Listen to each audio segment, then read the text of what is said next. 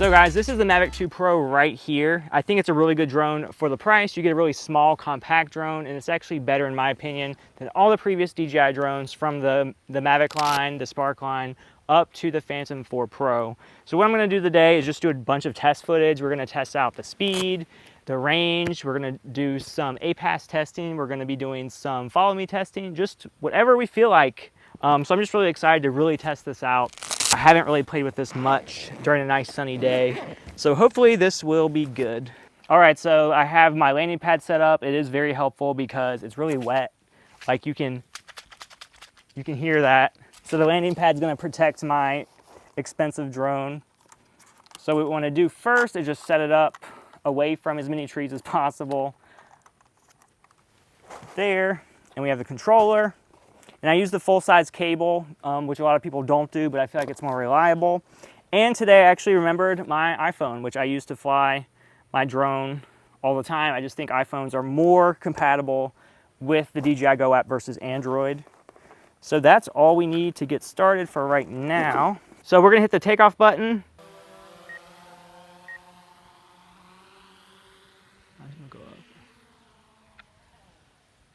Okay guys, so right now I'm actually just tracking a cow. So I really like the feature of this DJI Go app. So you can just basically draw an outline around any object you want to, and you can track around it like in a circle. So it looks really cinematic. So these cows are actually stationary, but it will track those perfectly fine.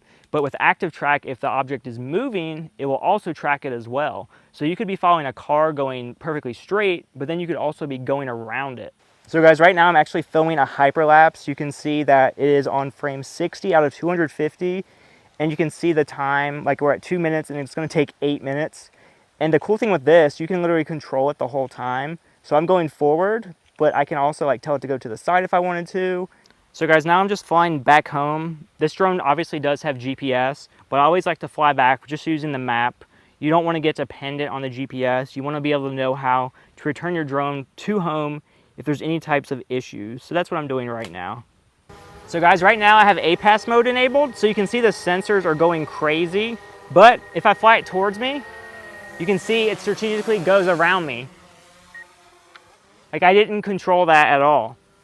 So let's try it again one more time. It should go automatically around me. So it automatically goes up. And it had sensors all the way around it, so it's intelligent enough to go around or up or down.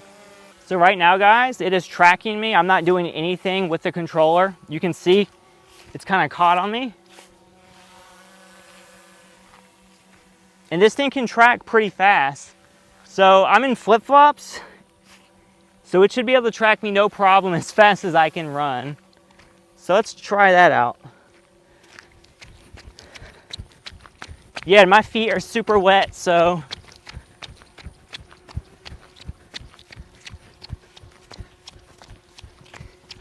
and let's try to make it do a 360 around me in just a second. So it's going around me as I'm moving. Like that's pretty crazy.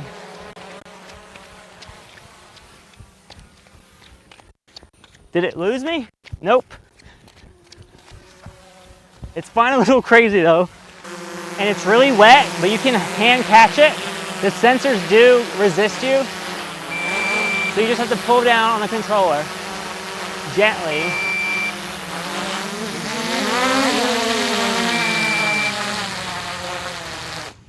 So guys, one feature that a lot of people overlook is the manual shooting modes. You definitely want to do that pretty quickly if you want to get good at drone photography.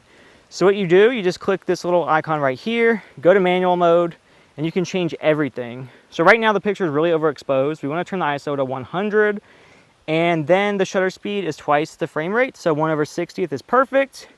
But you see our exposure value is really high, so we're going to bump up the aperture, which this is a unique feature to the Mavic 2 Pro. The original Mavic was just stuck at 2.8, so you needed ND filters. But with this, you can bump up the aperture to get the exposure level down. So let's just try F9 right now and take it off. So we ran into a little bit of a problem. It's still overexposed. So what we're going to do is not look at the sky, and that should help. So yeah, we're at plus 0.7 overexposure. This is when ND filters would come in handy. That's why a lot of people film at sunset or sunrise, because it's less bright. But since our shutter speed is 1/60, the image you're seeing right now should be super fluid. Also too, you want to adjust the white balance because it's on auto white balance, so it will change whenever it feels like it. So we're going to change it between sunny and cloudy, just depending on what we want to look for. Sunny looks good. So we have the constant shutter speed. Our exposure values are perfect right now. So what you should see right now is a perfectly smooth shot with no jittering at all. And we're 200 feet in the air, so we don't really have to worry about trees, but you have to be cognizant of that if you're facing completely down. So guys, also the range is really good. I wouldn't advise pushing it miles and miles away, but I'm over 2,000 feet away right now, and I'm just like under some trees, so I don't even have really line of sight of the drone. As I'm panning right now, guys, you can see the reflection of the clouds in the water, which is pretty cool. It's like a very subtle effect.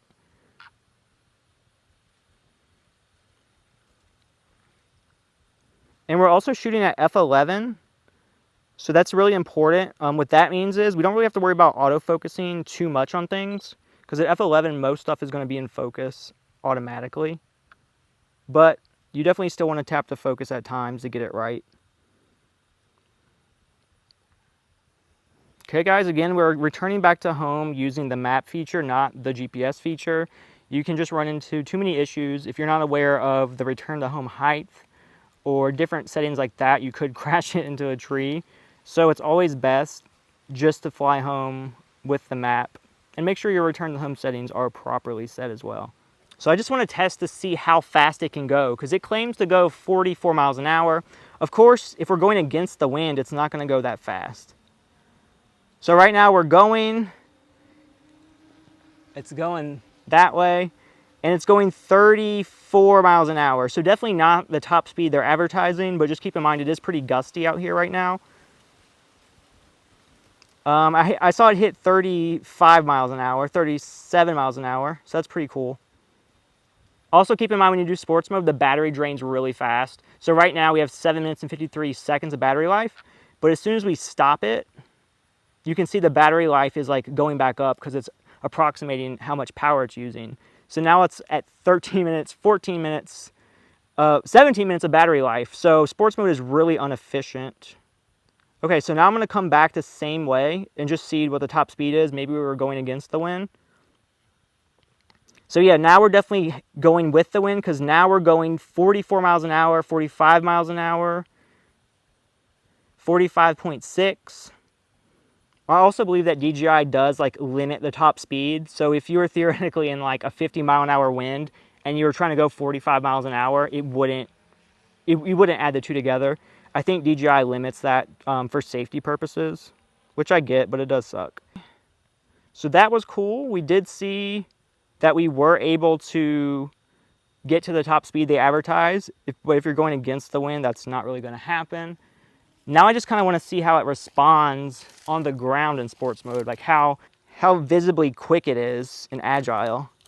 So I'm flying it to me right now. It's going really fast. Actually, I lied. I didn't even have it on sports mode, but it was still going fast. So now it's a very agile, and all the sensors get turned off. So the altitude, ascend and descend speeds faster. Panning left and right's a lot faster. And you can kind of mix them all together to get some really crazy stuff, but you do have to remember that there are no sensors, so you can just crash right into a tree. So it is really cool too, like when you stop, it will adjust itself to stop quicker, so it just doesn't float through the air. So you can be pretty confident it's not going to hit a tree. But like I said, there's no sensors, so it could run right into me. And it wouldn't even care. But the moment I put on positioning mode, it's freaking out. It's like it won't go into me, which is good to know. This drone has so many different features, quick shot modes, special effects. I could probably make a 3-hour video and still not cover everything, so I'm just going to cover my favorites. But there's something called quick shot, And there's just a bunch of little quick shots that you can upload to social media. They just look really cool. So there's an asteroid mode, which was introduced in the Mavic Air. So I think the asteroid mode with the Mavic 2 Pro will look really good. The higher dynamic range should make all the shadows and everything really pop, and there shouldn't be too many like blown out highlights. So I'm gonna do that. So I have to get it to focus on a subject. So all you do is just pick asteroid mode, tap an object, or draw around it first, and then you just hit go. And now it's doing its thing.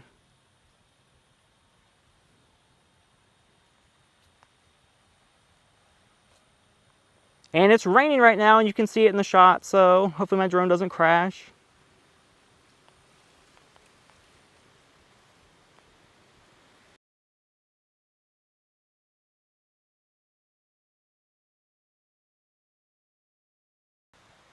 Okay, so we're done with the quick shot. It does take quite a bit, and you have to make sure there's nothing around it because it has a mind of its own. It's gonna go forward, back, even side to side in some instances. So you just have to make sure there's no trees that could hit you. So the next shot I wanna do is a droney. So it just like flies back from you. So you pick quick shot, droney, tap on yourself, and then you pick the distance, and then it goes. So now it's going back by itself. It's starting to pour right now.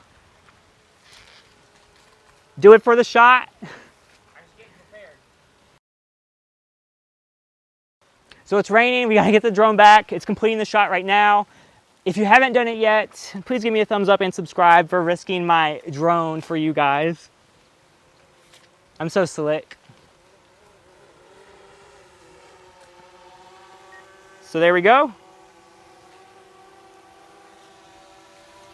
And like I've done before, I've caught this thing with my hand. It's the best way to do it.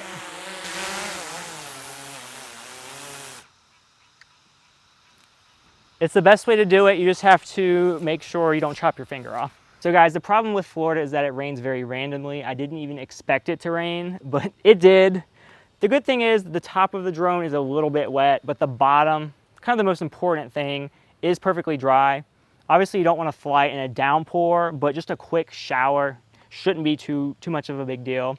I really wish DJI would release an IP68 certified water resistant drone, or even something even more industrial. Okay guys, last but not least, I'm gonna get it to track my car as we leave this place. So we're gonna do active track.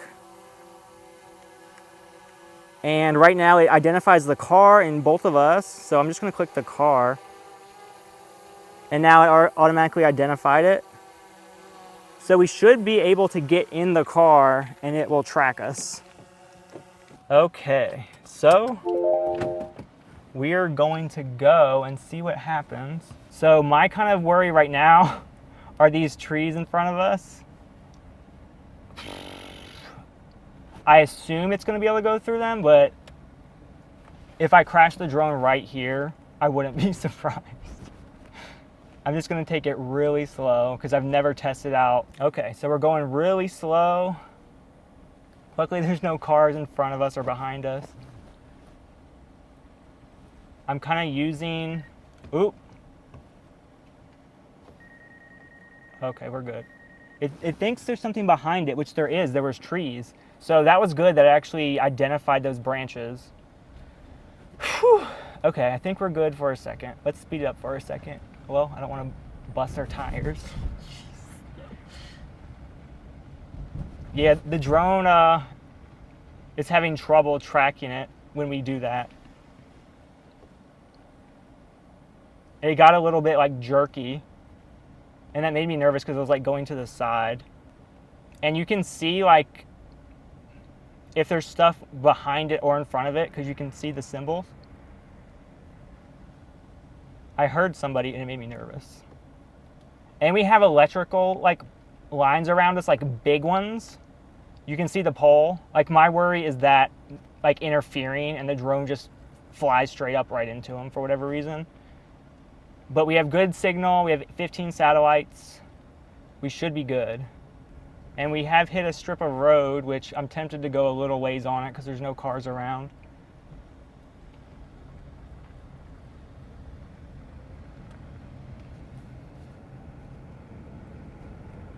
So I'm going 25 miles an hour right now, and the drone is like having a little bit of trouble keeping up.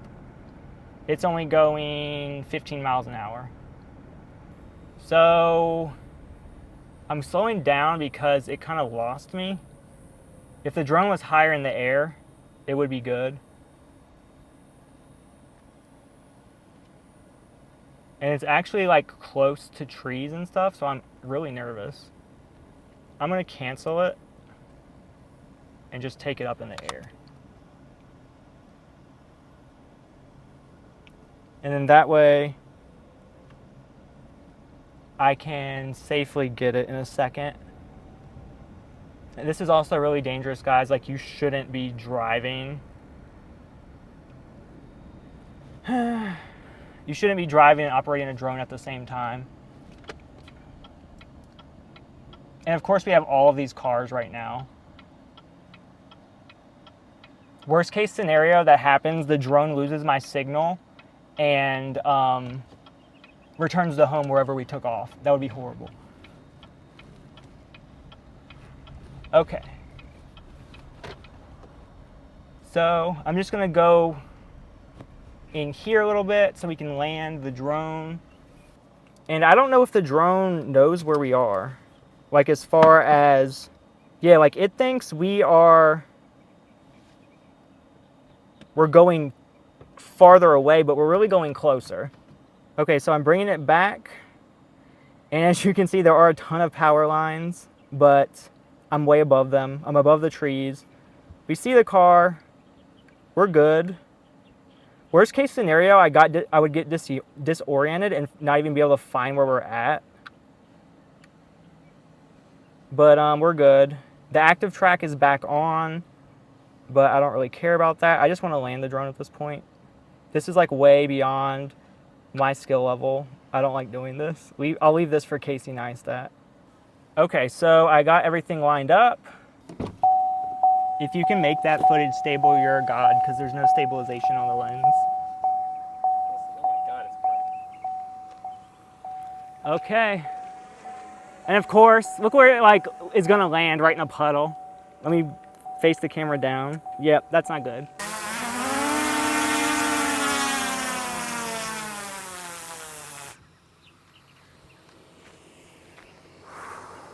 I did not like that at all.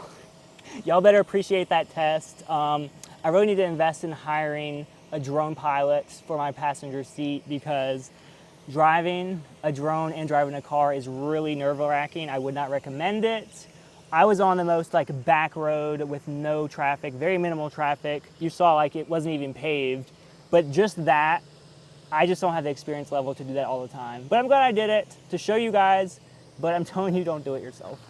So guys, we tested a lot with the Mavic 2 Pro. Like I mentioned, there are so many features. It could take me hours to explain them all. These are some of my favorite, and I think some that you would value as well if you purchase the Mavic 2 Pro. So if you've made it this far and you did enjoy my video, I would really appreciate a thumbs up. And if you're not subscribed to my channel, go ahead and do that. I have all types of Mavic 2 Pro videos coming and all types of other tech videos as well. All right, guys, thanks for watching. Bye.